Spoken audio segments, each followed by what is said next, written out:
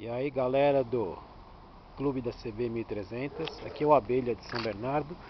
Acabei de instalar o Coyote SS1, o redondo acetinado. Vamos ver como é que ficou o ronco da criança.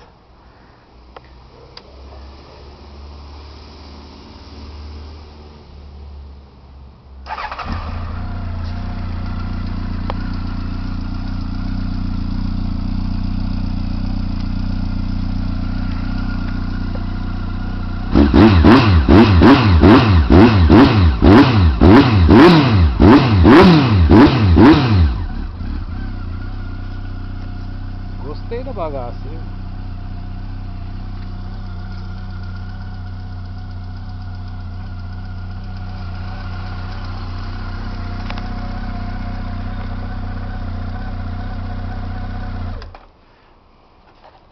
Acabou. Fui. Tchau.